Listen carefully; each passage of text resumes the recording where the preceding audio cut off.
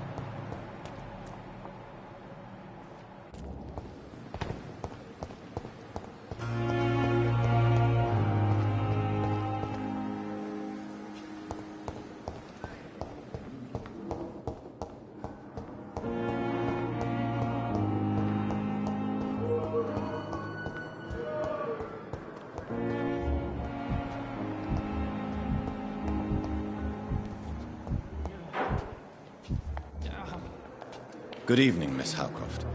How are you tonight? I need blood, Doctor. Warm, rich, vibrant blood. Tell me, Thelma, what do you really know about vampires? I saw one and he saw me. I watched him hunt and kill. I saw his terrible wounds heal as his victim died. And then I knew I was saved. You mean you actually saw a vampire? Here in London? Yes. And it has been the answer to my pain. I must drink and kill to regenerate my decaying body. I am a vampire too.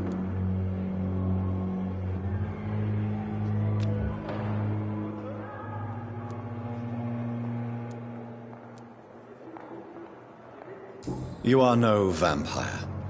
You are a delusional woman, convinced she is something she is not. How convenient to call delusional anyone who does not share your precious rationale, Dr. Reed.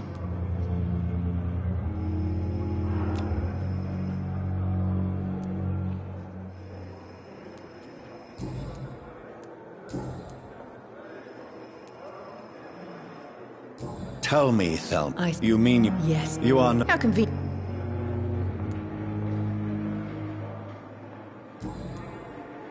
I'll leave you, Mistress of the Dark, to your nocturnal activities.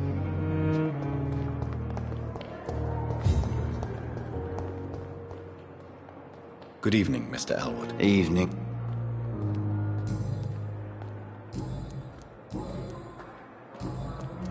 Goodbye for now, Mr. Elwood.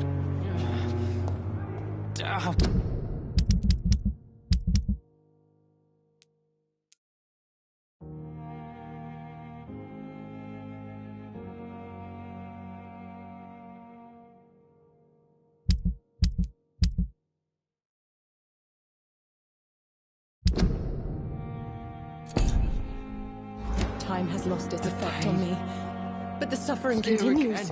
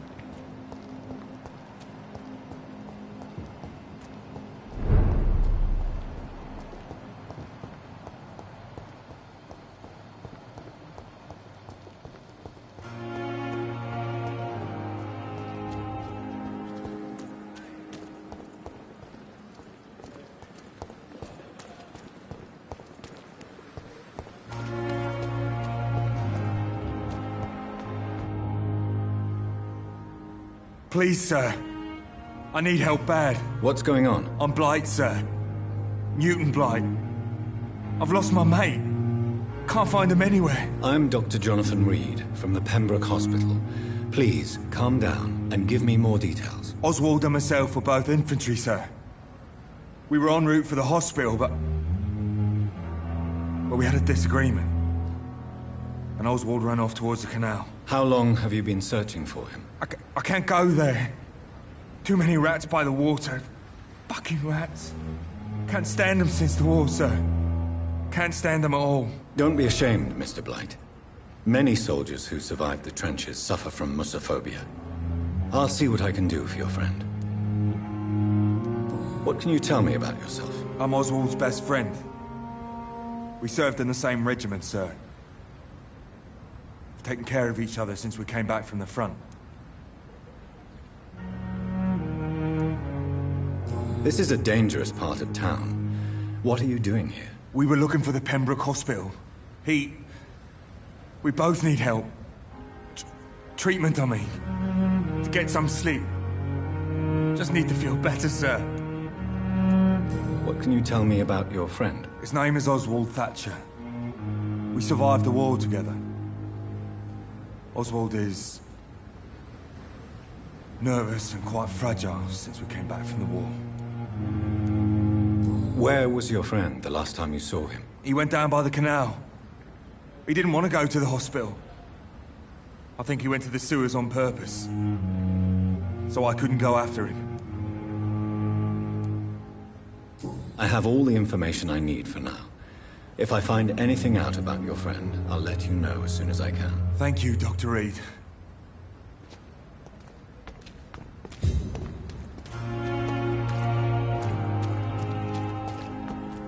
It's locked.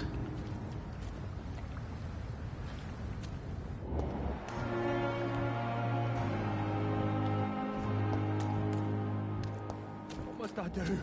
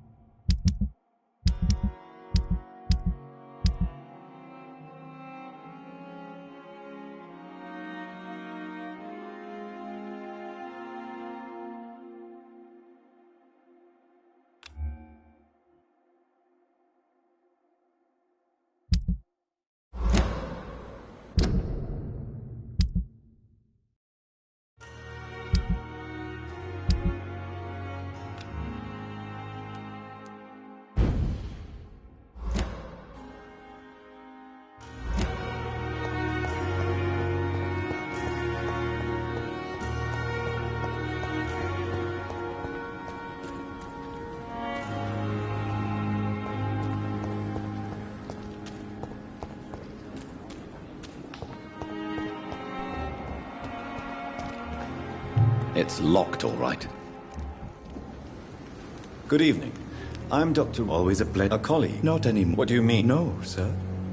It is just that I like to be precise. I run a little pawn shop while taking care of the dead. But I used to be a real doctor.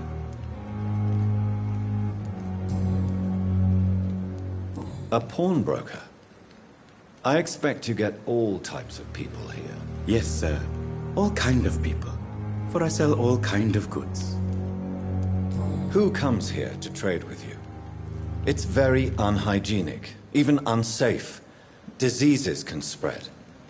For the customers, for the hospital. I'm very cautious, sir. I've been a doctor, remember? And all my clients are good people. In fact, I think I only know good people. What kind of goods? With the quarantine, it's not always easy to buy things. So I trade, I exchange. Some people sell, some others buy. I like to help.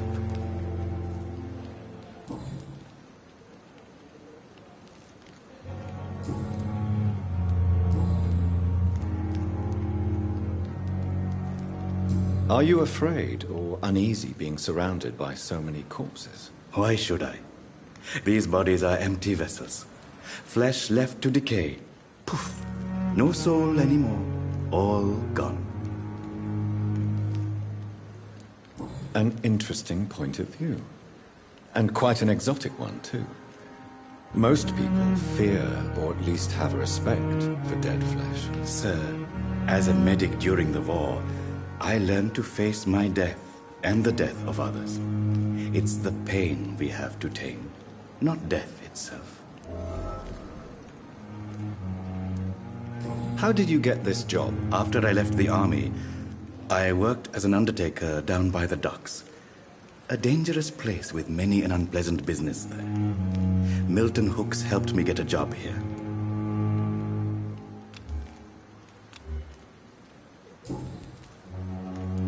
Do you work here alone? Yes, very easy work, sir. All I have to do is watch a few bodies. The situation was very different when the main morgue was still open. Why do you have to watch these bodies? Because these poor fellows have no names. We keep them in case someone comes looking for the missing. Sadly, very rarely happens. Why close the hospital's main morgue? It was for sanitary reasons after the beginning of the epidemic. Cadavers had to be moved to the nearest mass grave. Have we met before? I don't think so, sir. Why? When we first talked, you said you were glad to meet me since I was reported dead. Funny story, sir. Your sister came here a few nights ago. You were missing, and she was looking for your body. She must be very relieved now. Please show me what you have to sell. Of course. It's just trinkets and curios, really. But I'm sure they can be useful.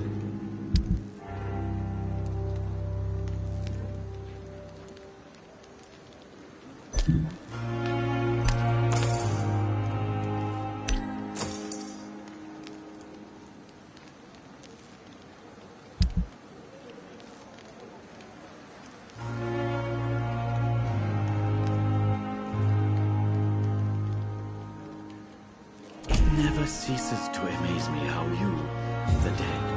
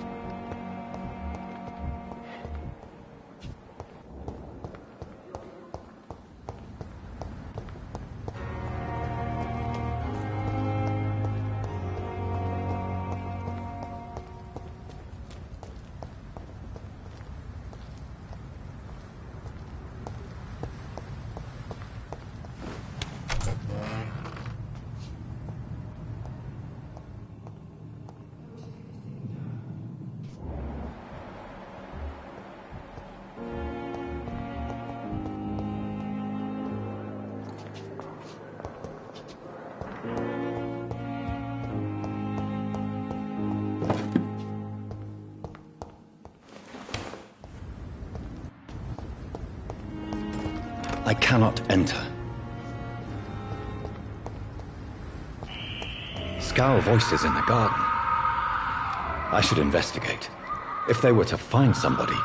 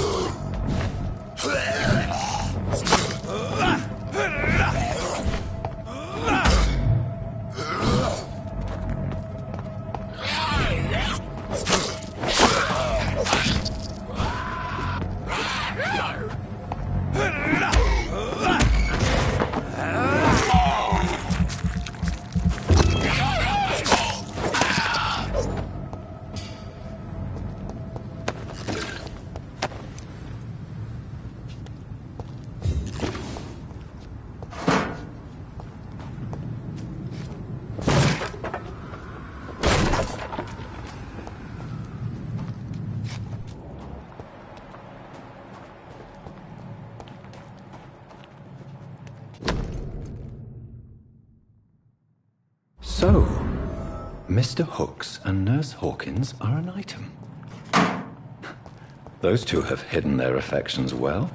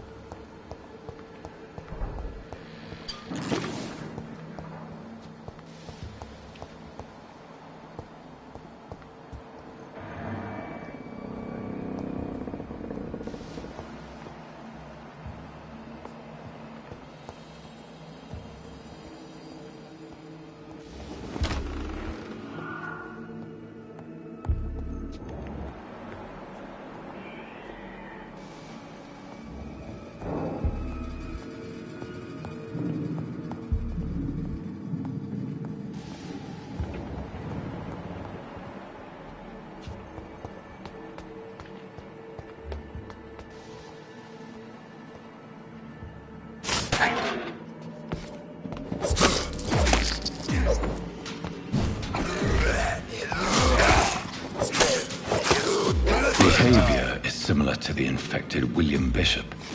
Must be the same strain. This sickness moves faster than influenza.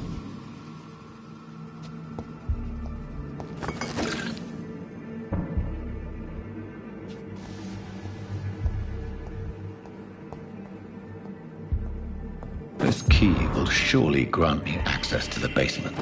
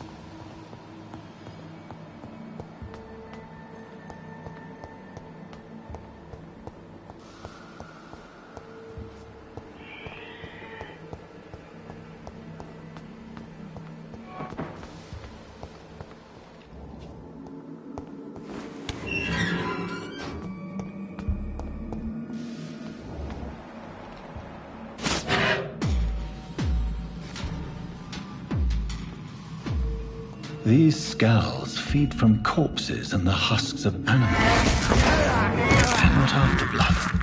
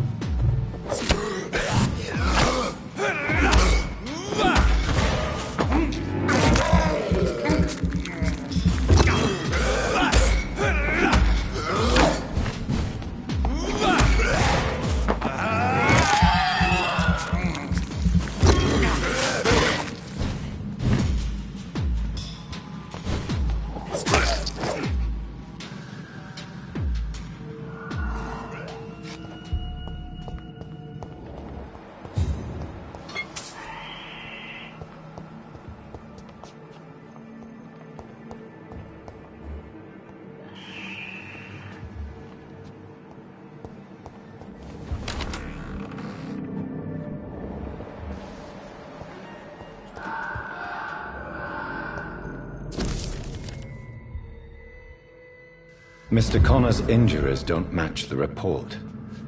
I'd better look into this. Traces of a pinkish foam at the corner of the lips. Some sort of drug overdose, perhaps? Multiple abrasions and scarring on the arms and legs. Old and distinctive injuries of a sailor or a fisherman. The chest was originally opened to perform the operation. The sutures are clean, but the chest has been reopened. A puncture over the left lung, possibly a chest tube insertion. Not the cleanest work, but I think it was successful. Signs of internal bleeding. So, Dr. Tippett's anesthetics were incorrectly dosed, causing the patient's death. And then he tried to operate on him again. Tippett has made an egregious error. It's time we talked.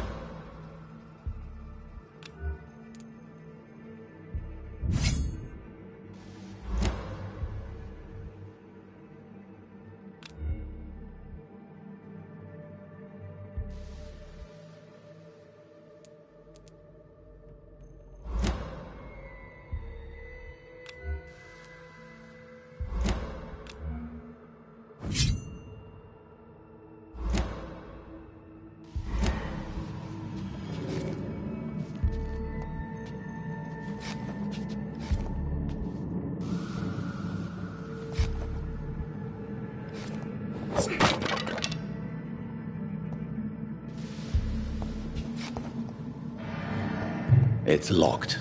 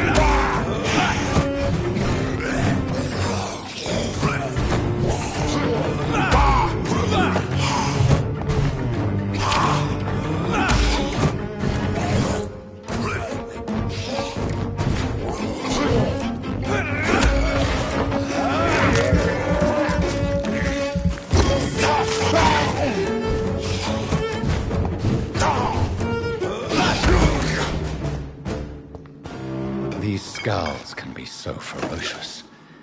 I'm not sure I can defeat them without becoming stronger. To drink blood is so tempting.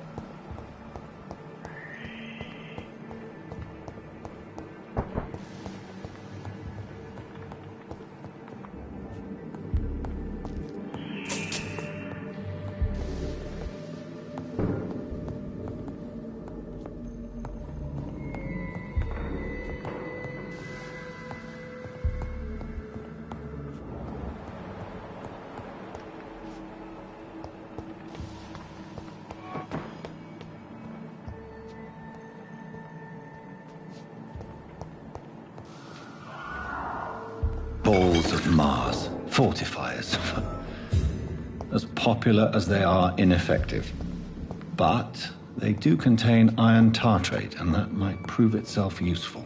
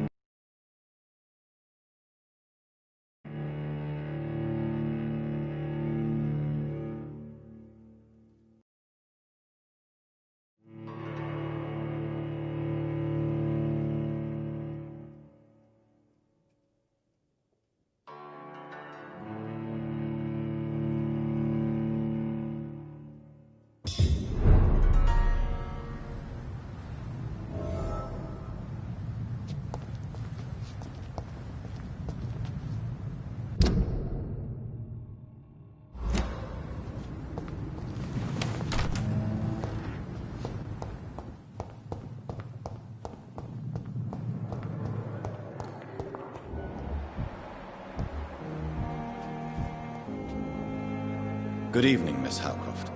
How are you tonight? I need blood, Doctor. Warm, rich, vibrant blood.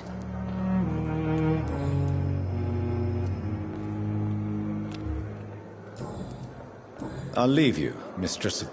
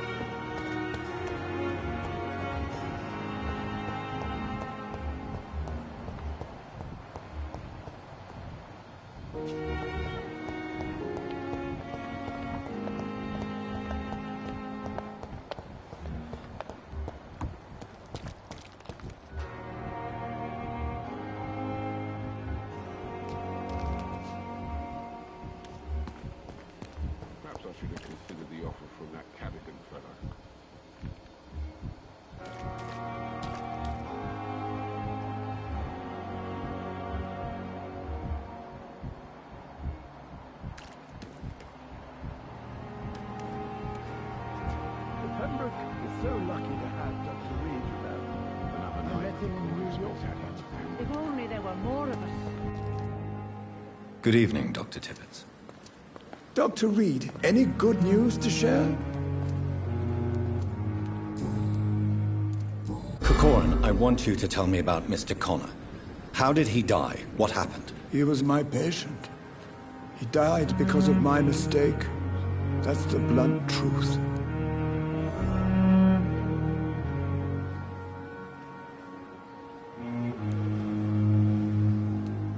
What was the nature of the mistake? It was a twofold error. My diagnosis was wrong, and the administered dosage was too strong. Who was this patient? I don't know.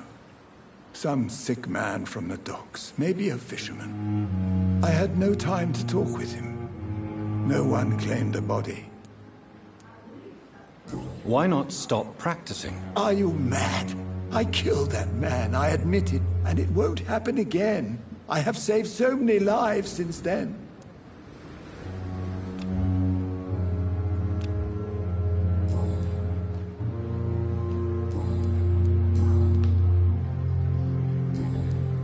Goodbye, Dr. Tippett.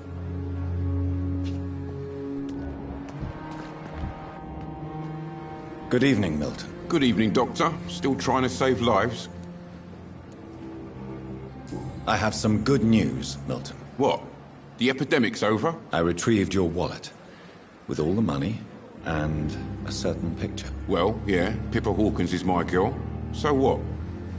Is it the difference of skin colour that bothers you? Not at all, Milton. Good.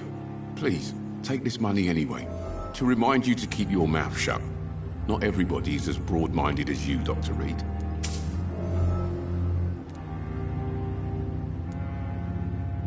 Goodbye, Milton.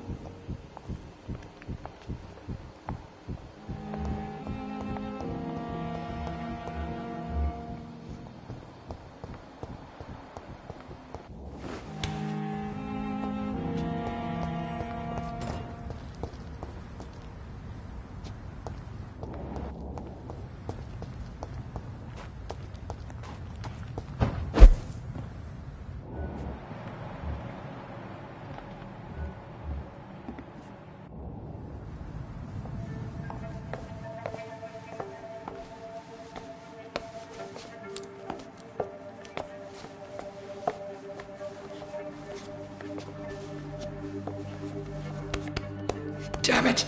Why is this so difficult every time?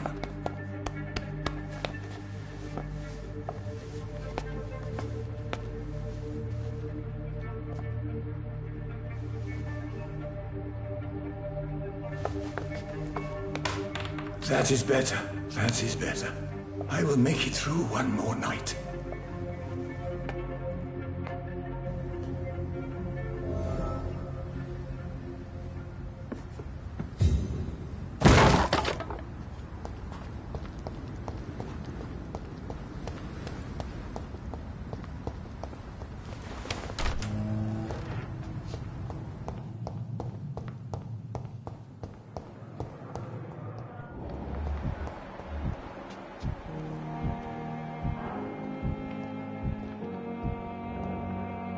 Good evening, Dr. Tippett. Dr. Reed, any good news to share?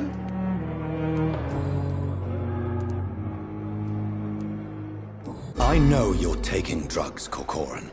Why take such a risk? I need it to endure the long shifts. We have no idea how long the epidemic will last. We can't let it win.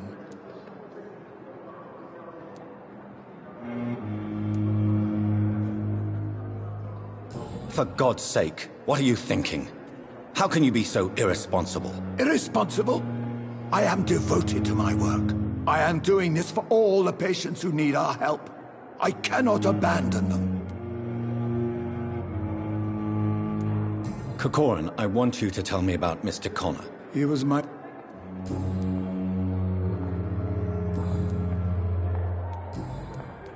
I forgot... Goodbye, Dr. Tippett. Please, has anyone seen my daughter?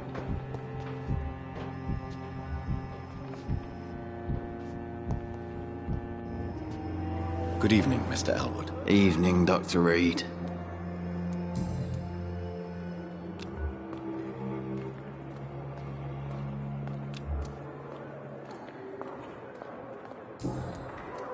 Goodbye for now, Mr. Elwood.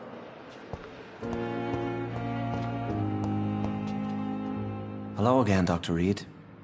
I feel better already. Can I go soon? Goodbye, Mr. Hampton. We'll talk again later.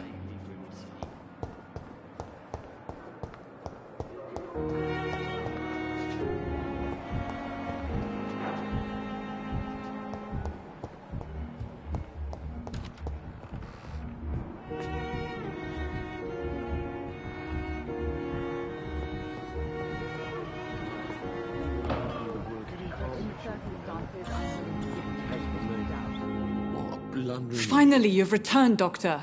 Did you find anything of value? Yes, nurse. You've worked your first miracle, Doctor. Now, this patient here needs immediate treatment. Duty calls. When the storm has passed, I'll show you how to mix the remedy yourself with the same basic ingredients. Many thanks, Doctor. When you've finished, you ought to report to Dr. Swansea in his office. He's been looking for you. Seemed pressing.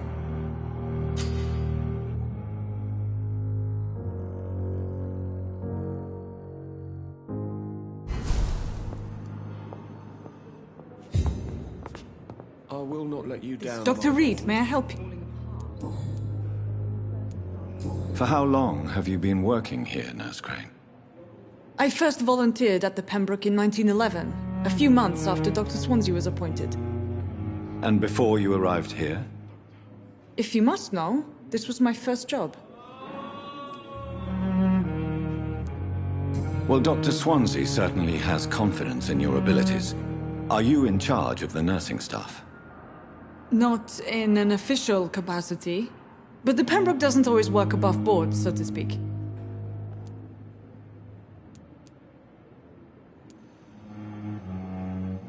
How is the duty roster organized? Everybody works until they can't. If there's time, they'll eat a meal and shed a silent tear. What about medical protocols? Dr. Reed, we don't have the money and resources here at the Pembroke like they do in the West End. We do what we can.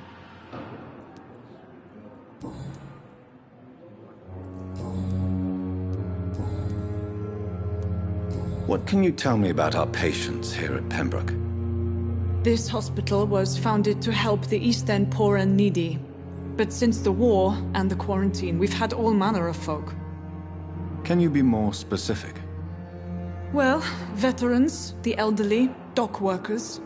We even have a few mental patients. If there's space, we take them. What can you tell me about the epidemic, Nurse Crane? I've been out of touch since I've come back to England. Everyday folk don't know how bad it is. The papers certainly won't tell them. Not as long as the war is raging on, anyway. News on the front stated that the Spanish flu was under control, at least in Britain. It seemed to be for a while, but that was only last summer. It returned with a vengeance just over a month ago. I'll see you later, Nurse Crane. But in the circumstances,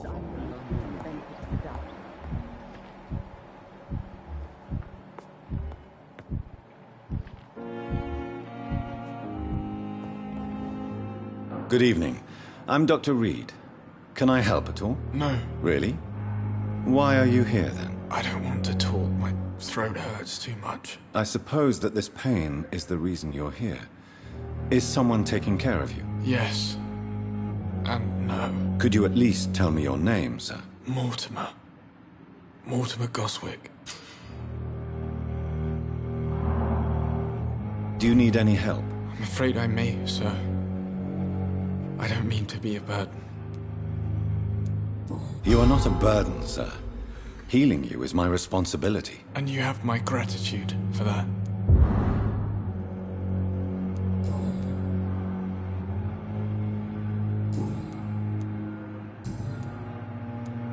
How painful is your throat, Mr. Goswick? So painful I'd rather not talk at all, Doctor.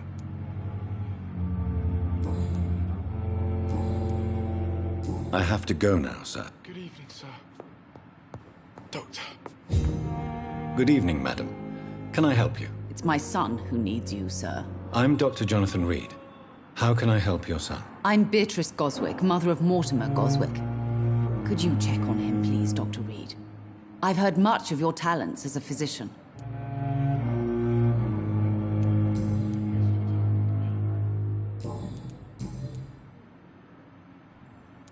What can you tell me about yourself, Mrs. Goswick? Not much to say. Just take care of my Mortimer and I'll cover all the expenses. That's all that matters. May I ask if you have an occupation, Mrs. Goswick? I'm a teacher by profession.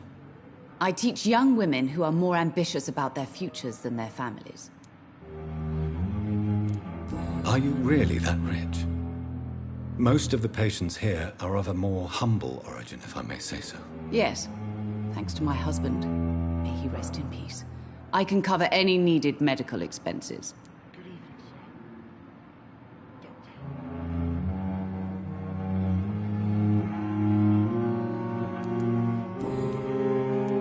What do you think of your reception here? Any complaints? I have had the uttermost reservations about this hospital since we arrived. But we had no other choice, considering the state of emergency. Is there something in particular that's bothering you? Some of the staff were not especially welcoming. I suspect they're not accustomed to dealing with patients of such social standing. Tell me more about your arrival at the Pembroke Hospital. What gave you such a bad first impression? The ambulance driver was quite rude, for a start. And that nurse, Miss Hawkins, seems to have quite a dubious attitude. What do you mean? She managed to secure a bed for my son despite the epidemic. It was a relief, but it wasn't cheap. She charged you for a bed? Yes, and I paid without question, considering the urgency of the situation. I share your concern, Mrs. Goswick. Be sure that I'll talk to the people involved. I don't expect compensation, Dr. Reed. But I'm aware such behavior would not be tolerated in other hospitals.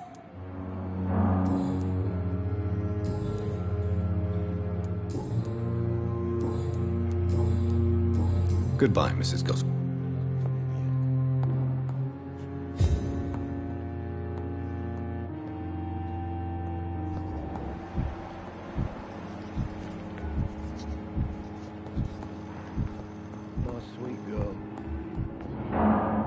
Good evening, sir.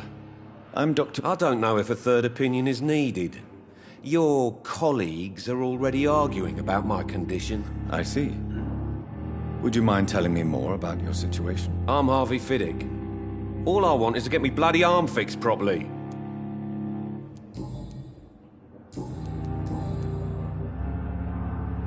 Tell me about the doctors who are arguing about your case. Strickland and Aykroyd. They both want the best for me, but there's a lot of pride there. Doctors are no different from carpenters, it seems. What do you mean? I often had professional arguments with rivals on a building site. Difference is, I disagreed about wooden nails, not flesh and bones. Tell me about yourself, Mr. Fiddick. I'm just a regular guy waiting to get his arm fixed, so I can return to work and to my family. I was more curious about what you were doing before being hospitalized. I'm a carpenter, and a good one too. But that means I need both arms to feed my family, Dr. Reed. Are you satisfied with your treatment here? Well, it's clear that I've chosen a bad time to be injured. Forgive my bluntness, but you seem overwhelmed by cases of the flu. I won't lie to you about it. I'm afraid we are. Are you sure you don't want to operate yourself, Dr. Reed? I have the feeling you're very capable. And your colleagues seem to think so too. In other circumstances, you would be right. But for now, I don't think I can take on the responsibility. My apologies.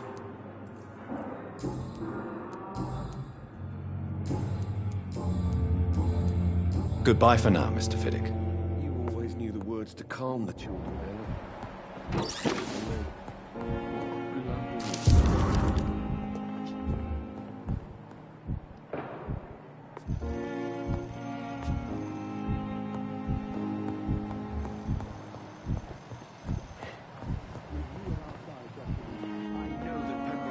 Good evening, sir. I'm Dr. Reed. I believe we're going to be colleagues. Reed? Yes, I've been informed about your arrival. I'm Waverly Ackroyd.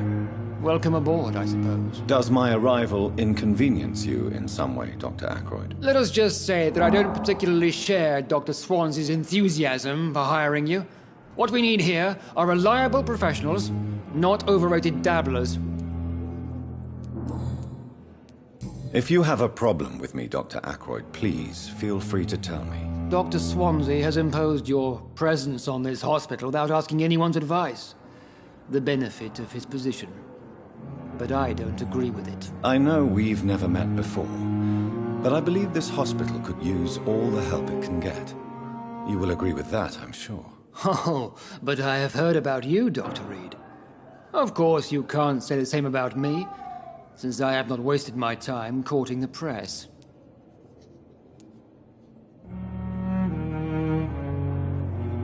There is no need for such animosity between us. Don't you think the epidemic is already enough to deal with? That is one point we could agree on. And that is precisely why I want to be sure that you will be of help to this hospital, instead of a burden. Since your tenure in this hospital is longer than mine, perhaps you can tell me more about this place. Let's just say I'm tired of the carelessness around me. I have always respected the skills of Dr. Swansea, but over time his enthusiasm has become displaced. Carelessness? Exactly what are you talking about? We're here to save lives. The people who trust us are not volunteering for experimentation. They're here to be healed. I don't intend to run any radical experiments, Doctor. Even if I, as any good practitioner should, express an interest in pushing the boundaries of medical research. Modern medical methods were created through audacity and ego. But there are rules in our line of work, and they're here to protect our patients.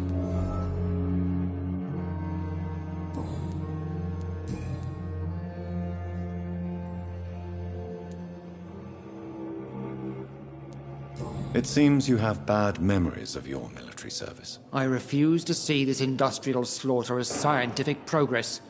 War only reveals the worst in men. We can at least agree on something, Dr. Ackroyd.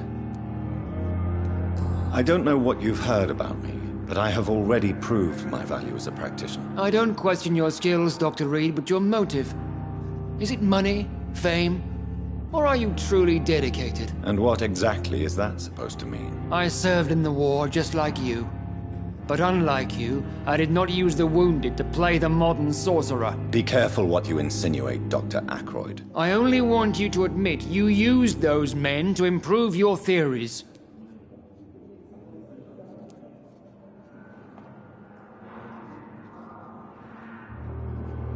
This is ridiculous. My blood transfusion technique saved many lives, and you know it. You see? That is exactly what I hate about people like you. You avoid this kind of accusation instead of facing reality.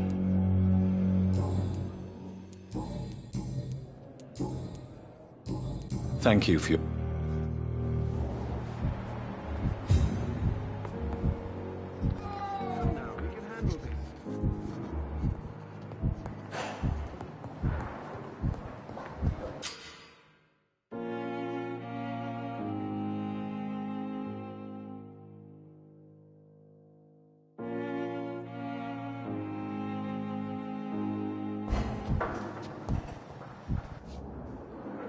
Good evening, Doctor. I believe we're going to be working together. Dr. Reed, Dr. Swansea informed us of your arrival, but I could not dare to believe we'd have such good fortune. Such an honor, sir. Thank you. And you are? I am Thoreau Strickland, Dr. Thoreau Strickland. I'm a great admirer of your work, Dr. Reed.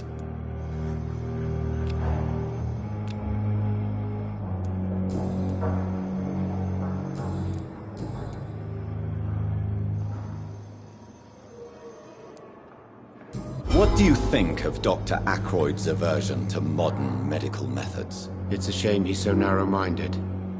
Dr. Swansea taught me that science is about exploring uncharted territory. I'm convinced that's true. With the influenza and all that's going on, you should put your differences aside, don't you think? Why is it so difficult to work together?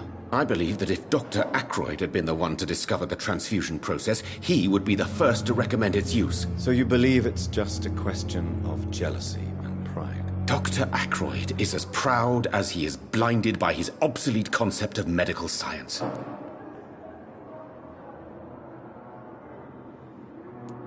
Please, could you tell me something about yourself? I'm a great admirer of your work concerning blood transfusion, Dr. Reed. I run my own experiments. I'm convinced it's the future.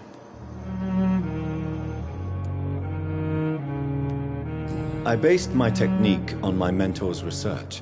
He helped me perfect my method. What is yours? I'd rather not talk about it. For now, it's just theories and first approach.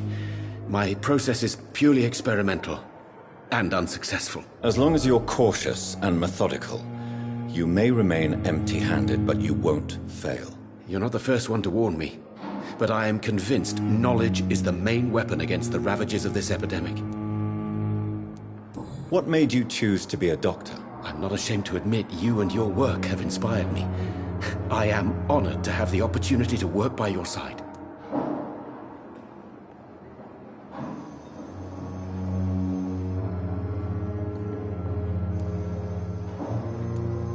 It's always a pleasure to share scientific and medical knowledge with someone eager to learn. I'll be glad to help you if I can. This epidemic may be the century's most terrible disaster, but I'm convinced that we, as doctors, are the only ones able to defeat it. What can you tell me about the Pembroke? Well, it has always been an honor to work with Dr. Swansea. But with your arrival, I can't think of a better opportunity to learn about blood transfusion.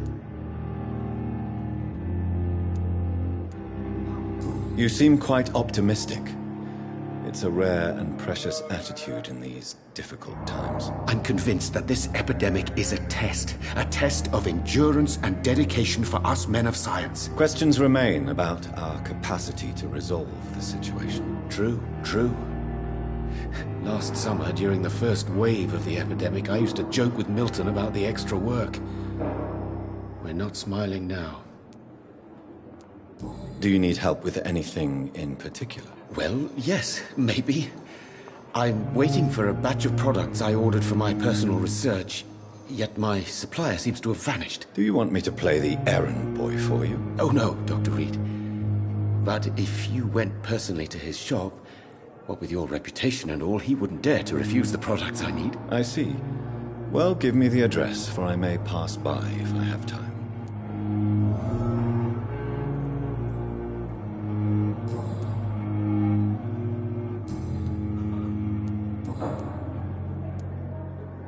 Tell me more about your willingness to experiment with new medical techniques. Harvey Fiddick is a patient suffering from a severe injury that could cripple him if not treated correctly.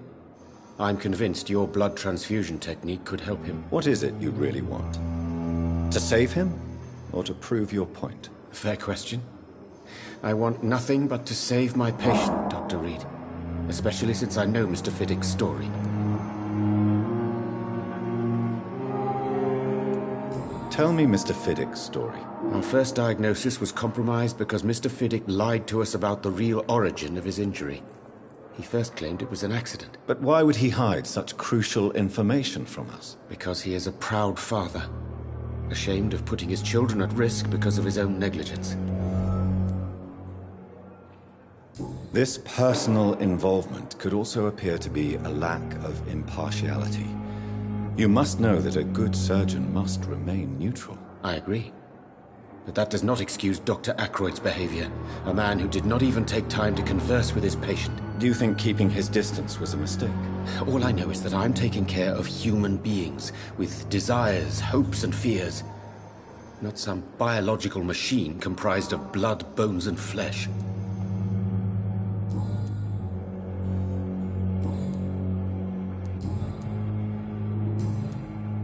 Goodbye, Dr. Strickland.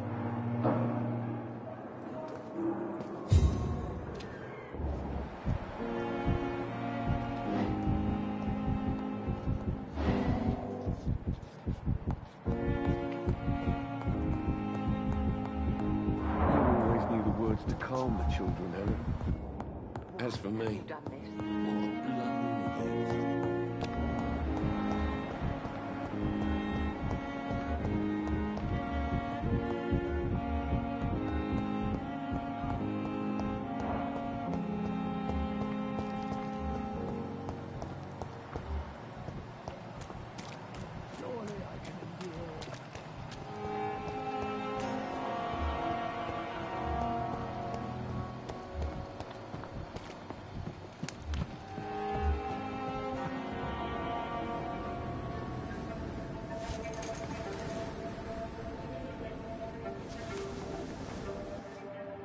How can I be sure I'll not find your unconscious body in the house again?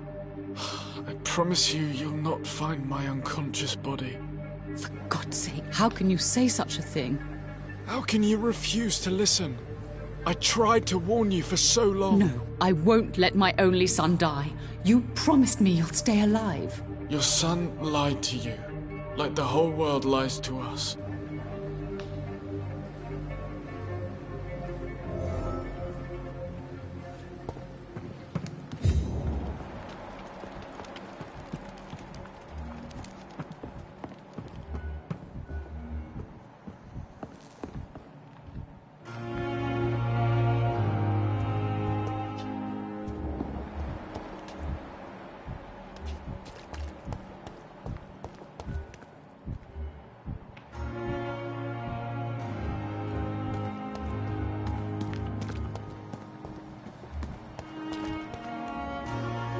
Good evening, Nurse Hawkins. Good evening, Dr. Reed.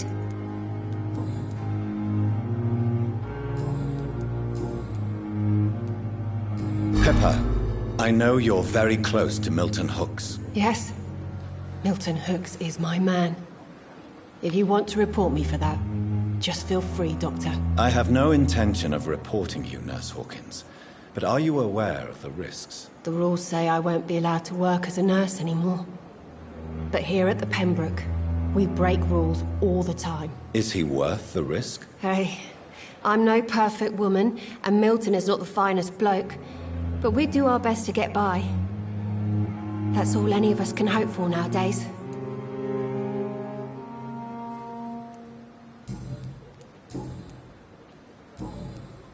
Goodbye, Nurse Hawkins.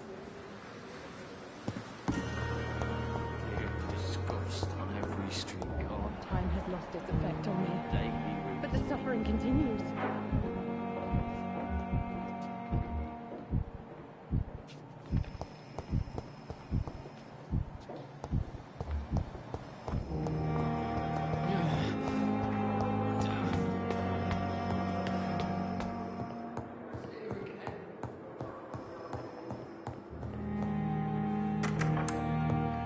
Please, Jonathan, come in. Fascinating, is it not?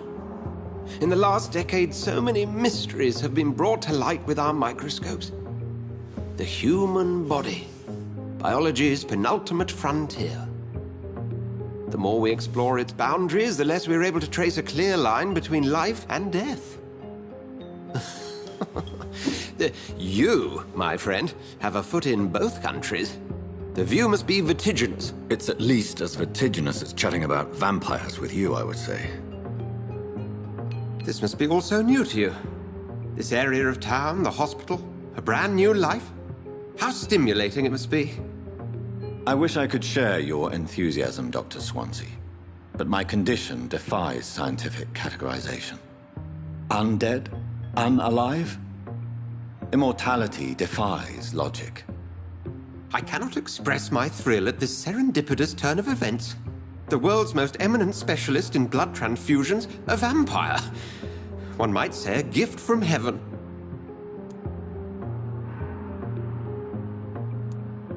I'm a dead man. I was murdered. Now I'm a murderer. Tell me how this is a gift. Forgive me. I've been an admirer of your work for a long time, and now you are so much more than a brilliant physician. And please, call me Edgar.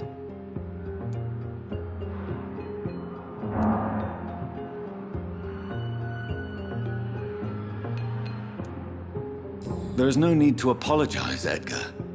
You offered me sanctuary when I had none. Very well. I have a task for you, Jonathan. Something that will require all your newfound skills. Please, go on. The Pembroke only survives through the generosity of our benefactors. Unfortunately, our main donor has found herself in a bit of a bind. Now, if you could help her out... A spokesman or politician is what you need. That's not my calling. And until I come to understand what has happened to me, I require discretion. Discretion is in order, Jonathan. Lady Ashbury has recently received rather indelicate correspondence that, if revealed, would jeopardize her position. And you would like me to eradicate this threat? By the stole, of course not. I would just like you to pay her a visit. Her ladyship is certainly near the tents outside, tending the sick. You can't miss her. Look for someone impossibly delicate. Accepted. I'll see what kind of trouble Lady Ashbury is in.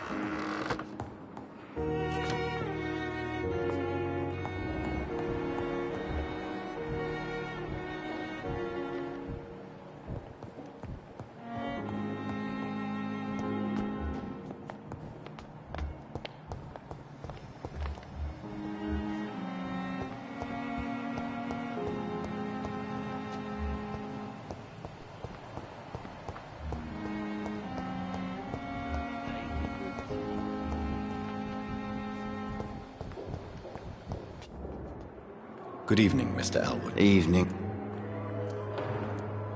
Have you heard rumors of underhand dealings in the hospital? If you want to know what's going on here, you better talk to Miss Jones. She knows everything. Especially what she shouldn't.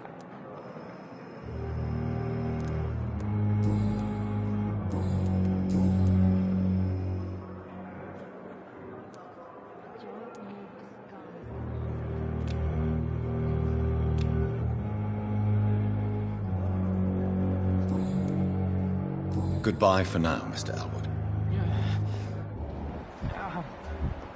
The pain. It's here again.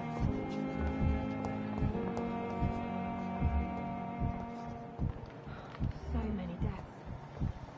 A lot of my own life. Good evening, Miss Howcroft. How are you tonight? I need blood, Doctor. Warm. Rip. Have you heard of any blackmailing going on within these walls? I have no time for mortal games. My secrets are beyond their comprehension, Dr. Reed.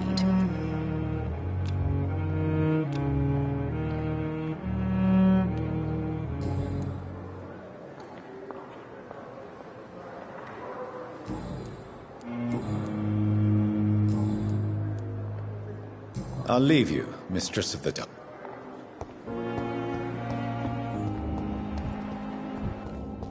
I met him in New York once. If only there were more of us, with less resignation. flu took my dear wife, Emily. I take comfort knowing we'll soon be together again. Mr. Rainfield, that's no way to talk. You're in good hands here, and we'll be up again soon enough.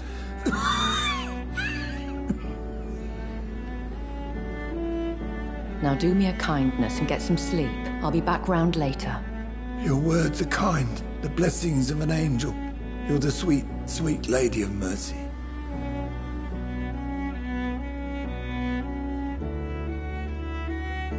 Good evening, Dr. Reed.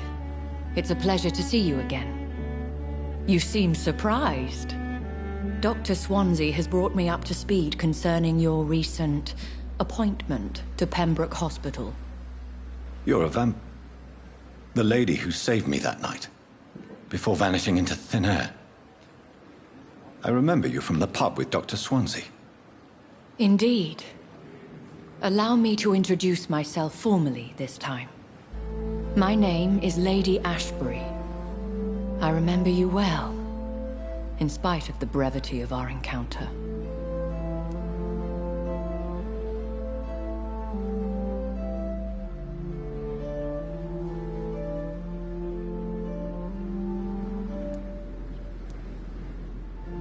It seems I'm the butt of a joke, or pigeon of a con. Dr. Swansea might have told me who I was going to meet. I know you're a man of action, Doctor, but take a moment to contemplate the terrain. In this war, discretion is both weapon and shield. I hope you're more disposed to answer my questions now.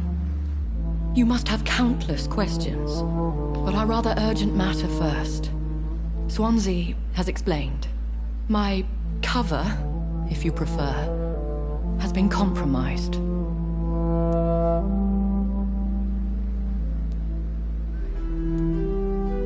Have any of the patients given you trouble? These poor souls have so little left to live for. I do my best to ease their pain.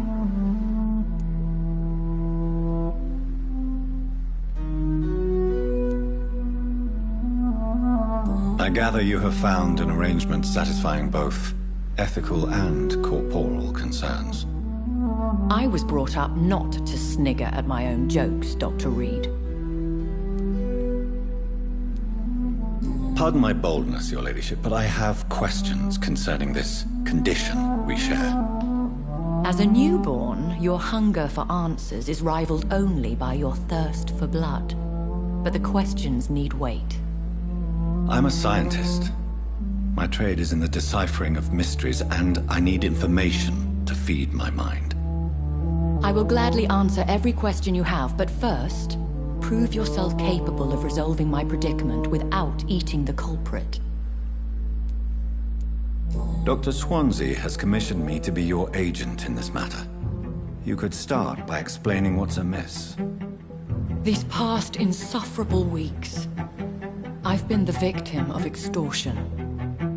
I've made a first payment, but the blackmailer grows greedy. I must refuse his most recent demands. Please continue. Every detail is essential. I'm your man. My embarrassment in this matter is eclipsed only by my shame at having put the hospital at risk. The threat from our anonymous scoundrel is clear. A list of dates. My visits coinciding with the dates of suspicious patient deaths due to massive blood loss.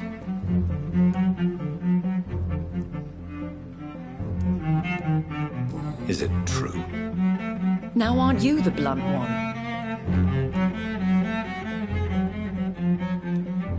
Excuse my impertinence, Your Ladyship. This is not an interrogation. I assure you that this line of questioning is in your best interest. In all honesty, I'm not simply a patron to the hospital. My visits serve a dual purpose. Dr. Swansea has been treating my condition with a revolutionary technique of blood transfusion. It seems you are a specialist in the domain. I'll take care of it. Do you know where I should start? If that was the case, I'd settle the matter myself. You could talk to our local gossip, Harriet Jones. Not a pin drops here without her hearing about it. I'll meet that woman now. My life, as others know, is in your hands, Dr. Reed. I'm sure of your discretion, but I do fear your powers of persuasion will be put to the test. When this is resolved, I'll be your obligé. I'll answer all questions in regards of your condition.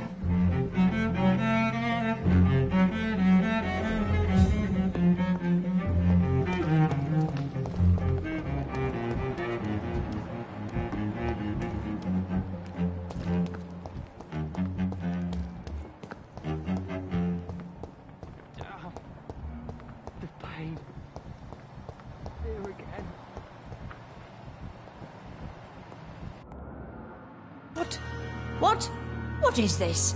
Who are you?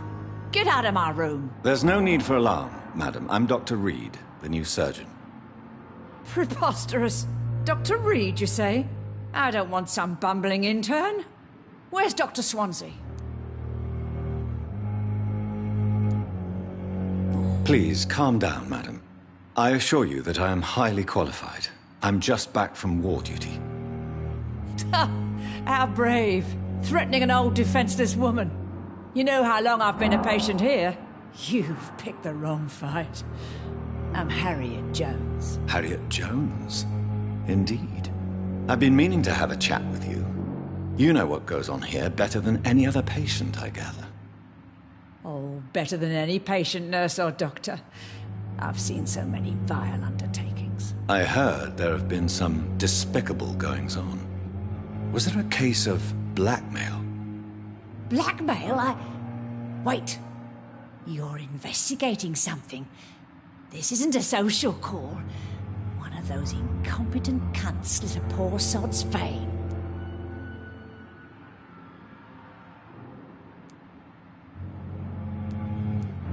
If I didn't know better, Miss Jones, I'd be inclined to say you enjoy this type of idle gossip. God's honest truth, Doctor. It's just the way it is here. Most of these bitches would let you freeze to death before getting you a blanket. You seem to know more about the goings-on here than anyone else. Beware, Miss Jones, in case suspicion should fall on you. That's it. Blame the old and infirm. I see those little bitches' greedy little eyes. Just waiting for me to pop off, they are. I assure you, madam, this is not an investigation into a possible medical error. Debauchery, then? Nurses Crane, Hawkins, Brannigans, whores, all of them. They can't keep their legs shut. I've seen them scratching slutty sores. Really? Well, if you have irrefutable proof, I'll not have the staff behaving in such a manner here. This is your business, Doctor, not mine. But I swear one of the nurses is cavorting with some man on hospital hours. Thank you for your time, Miss Jones. You've given me something to go on. See you on the next round.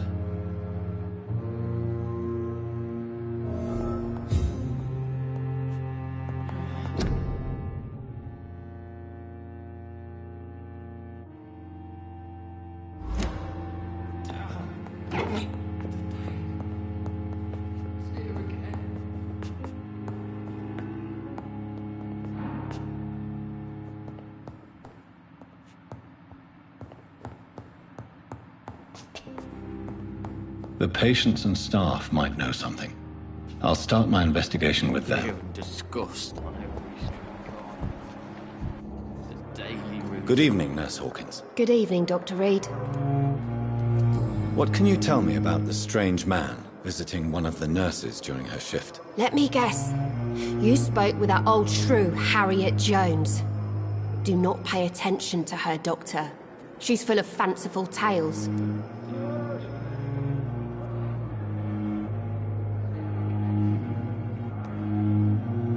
No matter how you feel about her, Miss Jones deserves our help. Who says I don't care for her? Hate is what keeps that old crone alive. She could have been telling the truth about the mysterious man. That old witch will end up in hell soon enough. Who cares if a nurse finds some happiness where she can?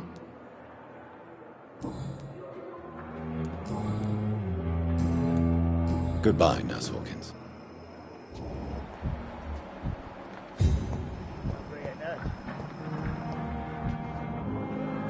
Good evening, Miss Howcroft.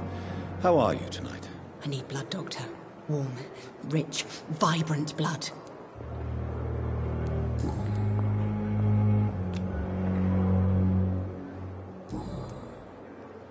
I'll leave you, Mistress of the Dark, to your nocturnal activities.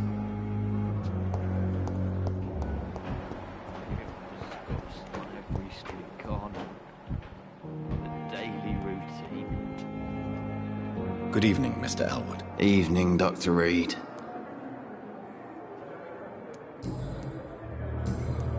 Goodbye for now, Mr. Elwood.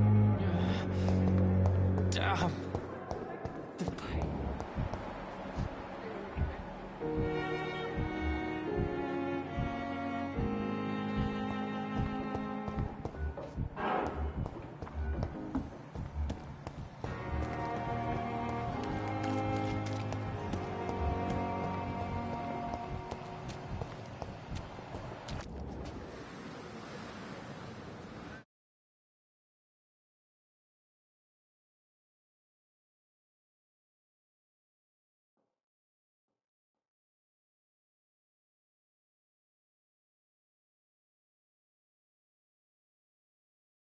Good evening, Nurse Brannigan. Good evening, Doctor.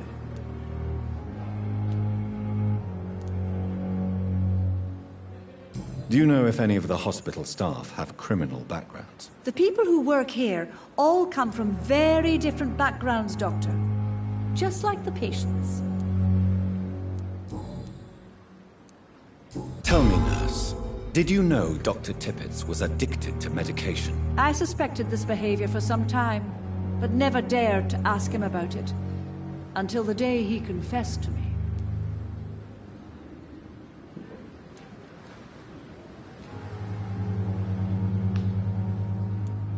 Do you approve of his addiction? Of course I don't approve. But I understand he needs it to fight the exhaustion. Let's hope he'll stop injecting himself once the epidemic is over. And what if he doesn't? Then we'll have to convince him to stop. I believe he's still in control of his addiction, for now, but we must remain vigilant. Why would he confess to you about his addiction, Nurse Brannigan? Don't you know you doctors can't hide anything from a nurse?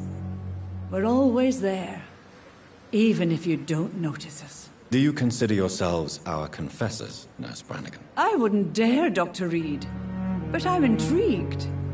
How did you discover Dr. Tippett's secret? What can I say? I seem to have a knack for discovering secrets. And for hiding them as well.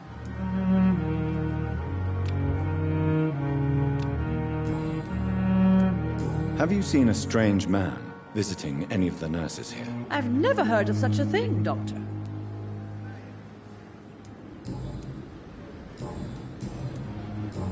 Goodbye, nurse. Call me if you need assistance.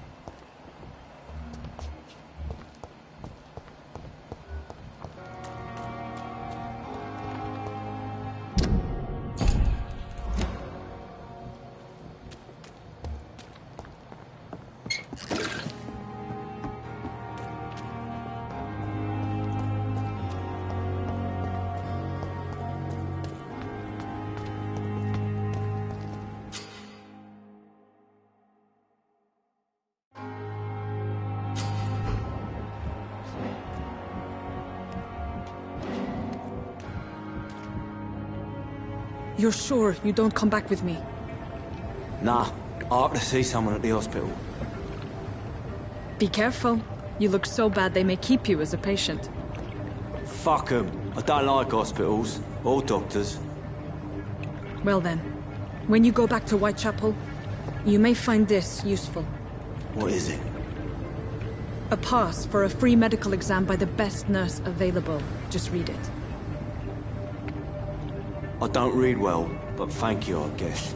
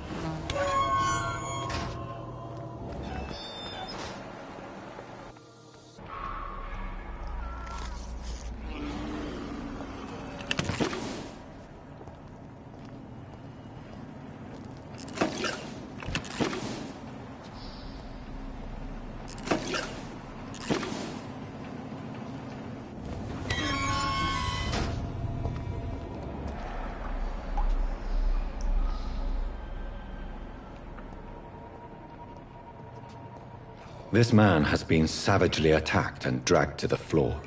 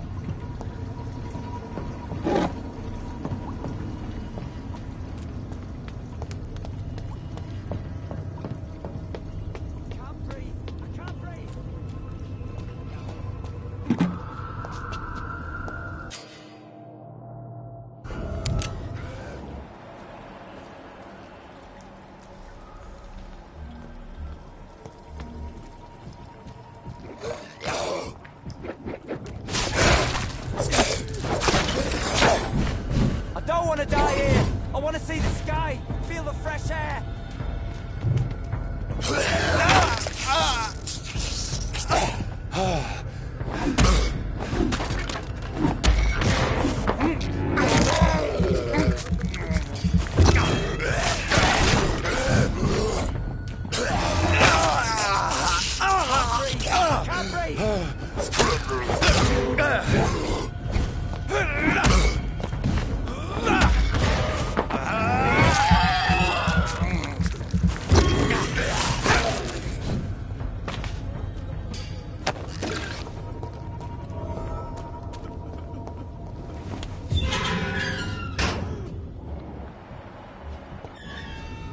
Are you injured, sir? Help me get out of here. I need to get out. I'm Dr. Reed, and I'd be glad to help you, but you must calm down first.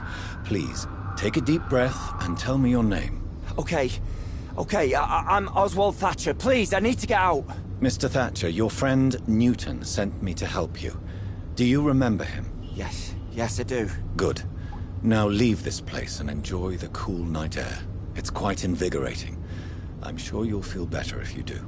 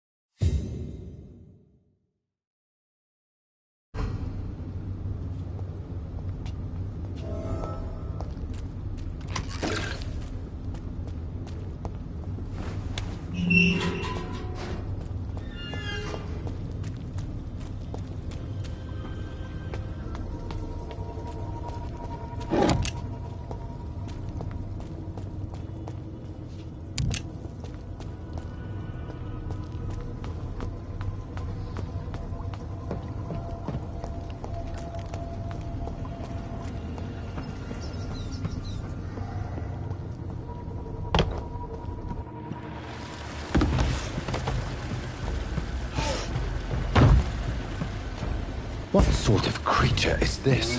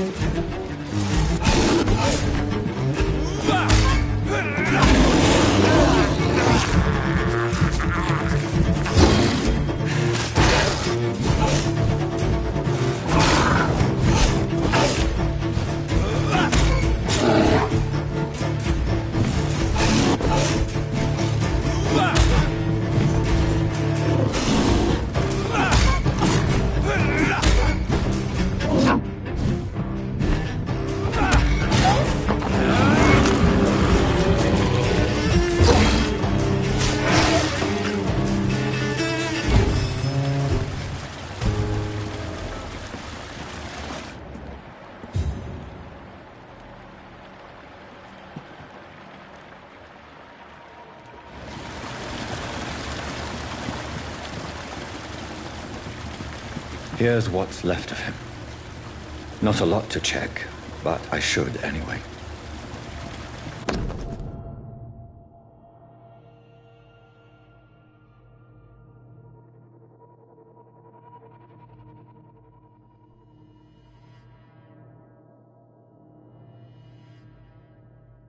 Some voucher for a free checkup in Whitechapel. What is Nurse Crane up to? I really must find her.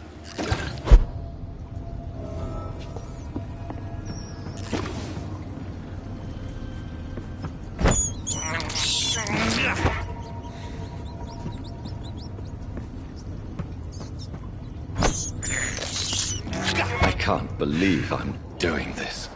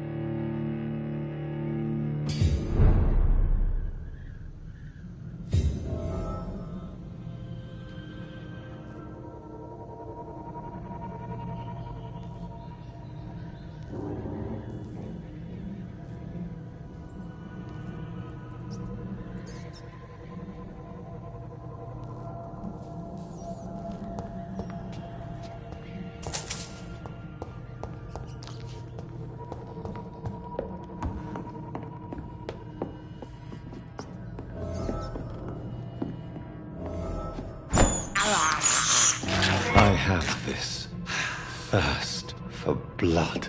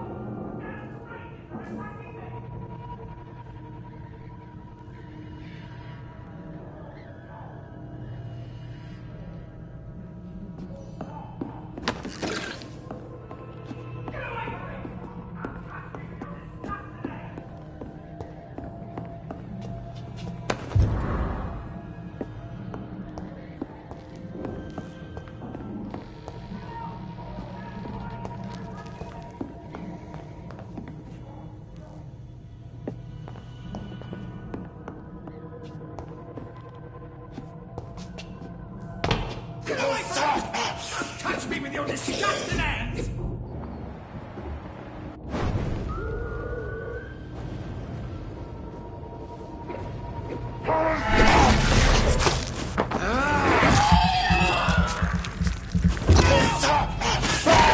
Attacking me!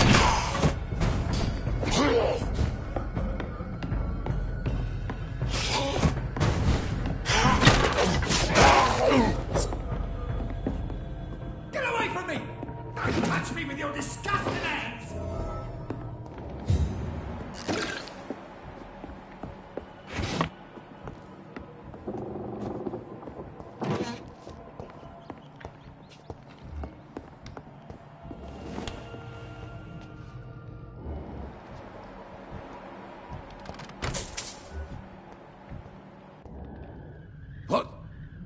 What happened?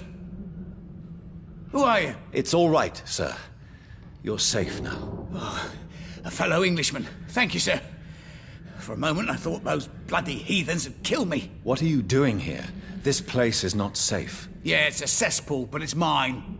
I came to collect some overdue rent, but those who still live here have gone completely bonkers. You're very lucky to be alive. Yeah, filthy immigrants. Fucking savages, every one of them. And now with this bloody fever, they're just animals. You can find safety of sorts in Whitechapel.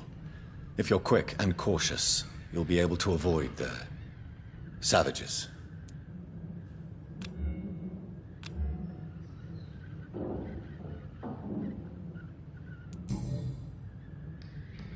You had better return to Whitechapel. Safety.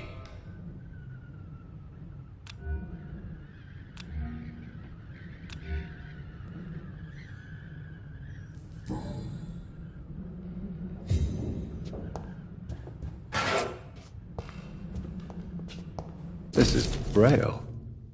I need someone who can read this.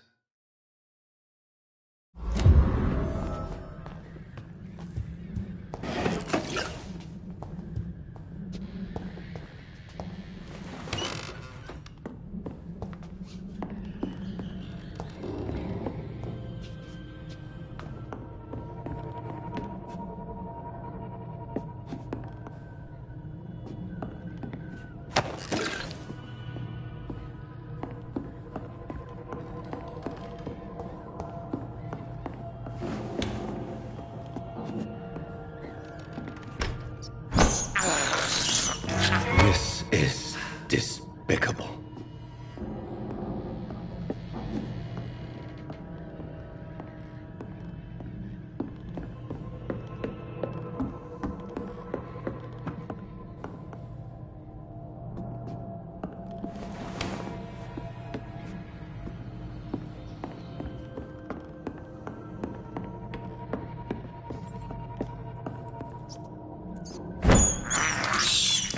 I have this thirst for blood.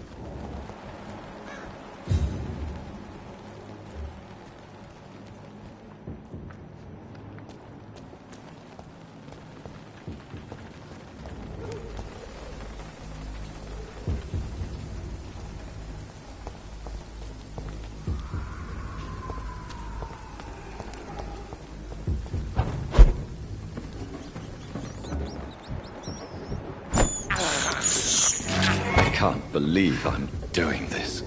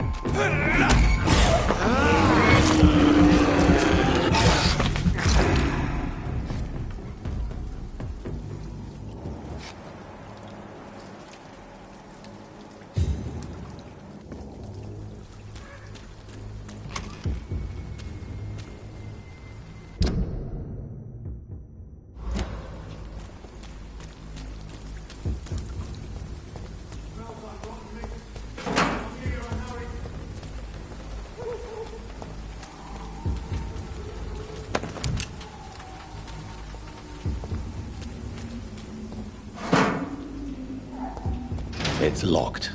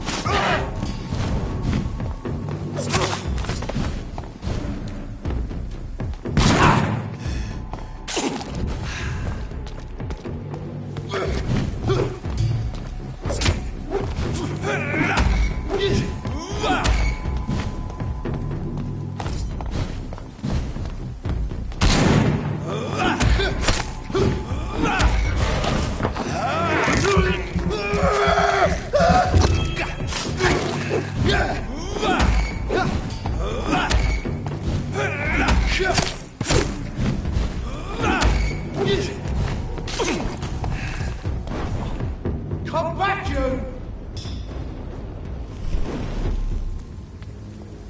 Die, leech!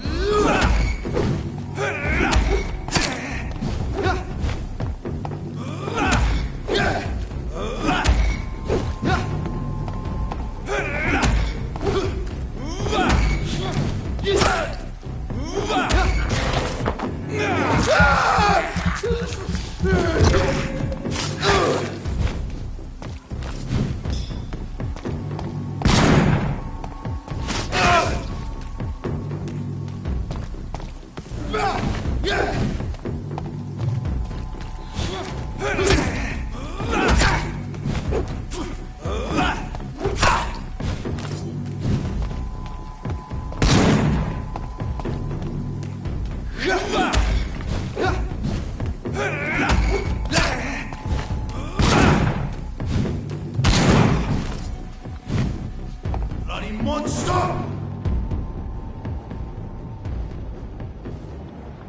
Let's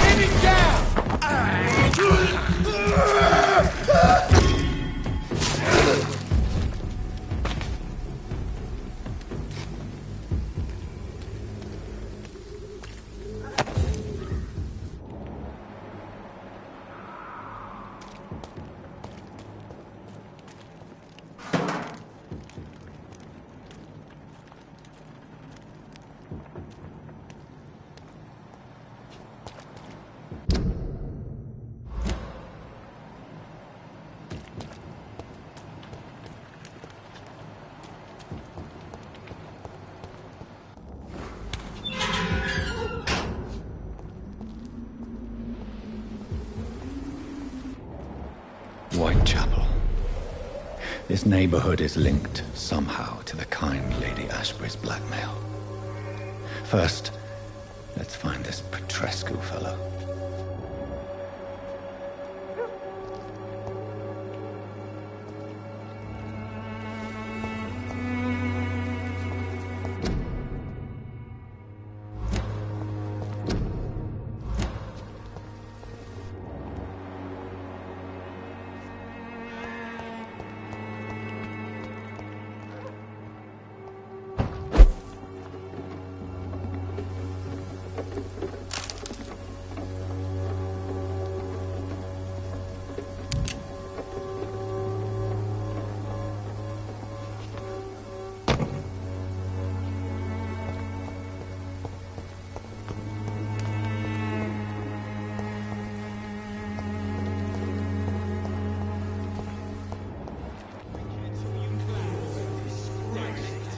Fuck you all!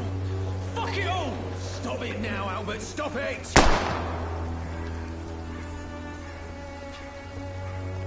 The wet boots will be proud of me.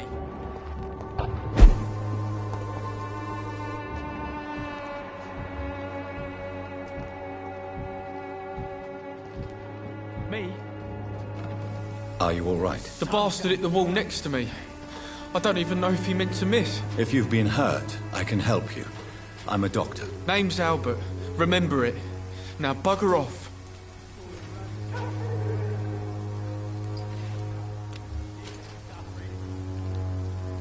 Do you need assistance? Please. Feeling tired these days. There you go. Let's hope nobody steals it from you. Very funny.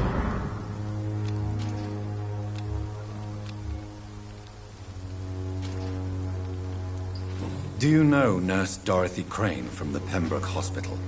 If you know anything about her, I'd appreciate it. Never heard of her. If she's pretty, I'll keep an eye out.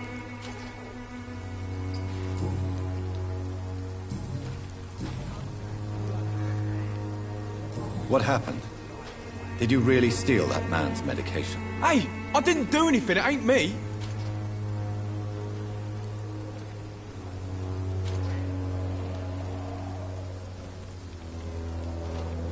All right. Perhaps the poor drunk just confused you with someone else. Sod off, mister. You ain't got no clue what's going on here. Bastard was a soldier in the war, so now he's got the right to shoot me. It's true. I'm not familiar with this part of town. Perhaps you could help me. I said sod off. Go find yourself another guide.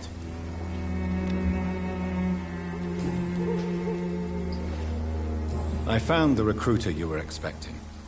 He's dead, but he carried a note. The Wet Boot Boys have accepted your application. I knew it! I told you I was tough enough. I'll be free soon.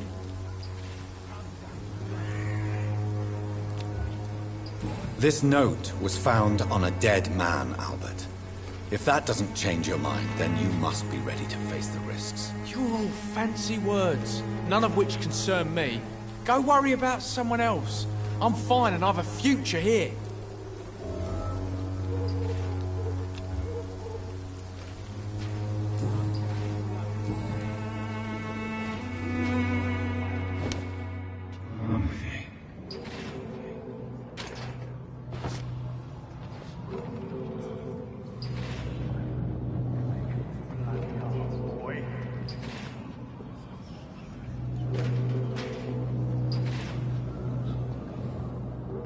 Someday you'll understand.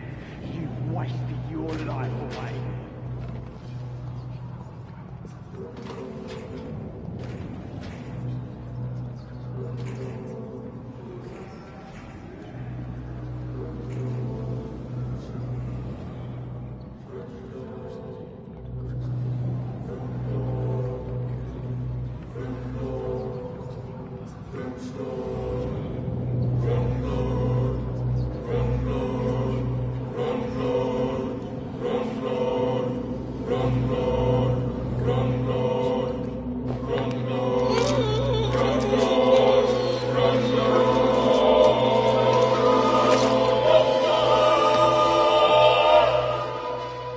No, not now.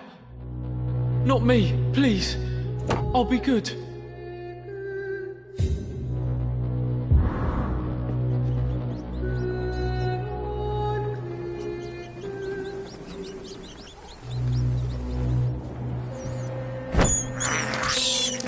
This is despicable.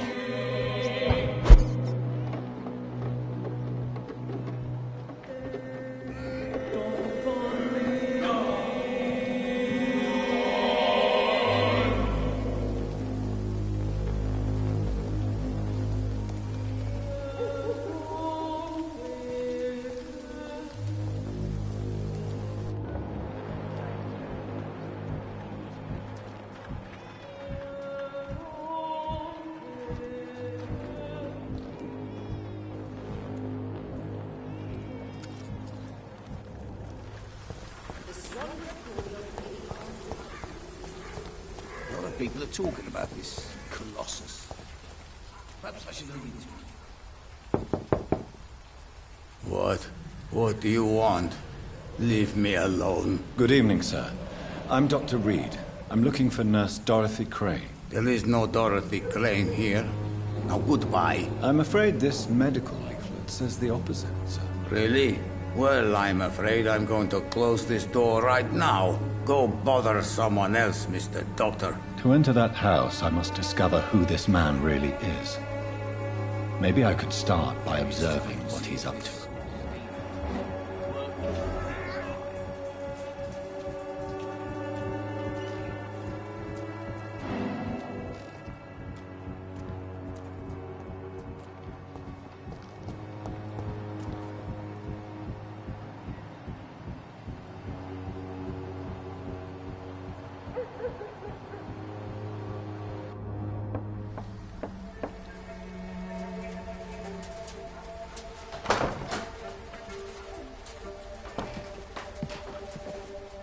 A strange man was at the door with a pass for our medical facility. I refused him entry.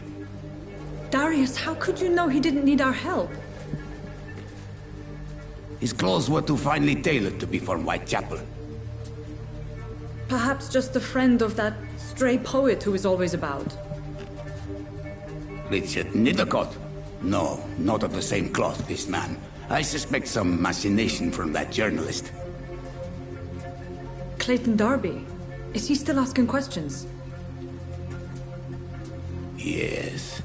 I saw him drifting around St. Mary's Church. I swear he is tracking me just downwind.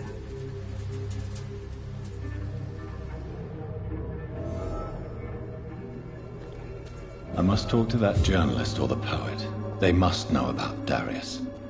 Nearby the church they just mentioned.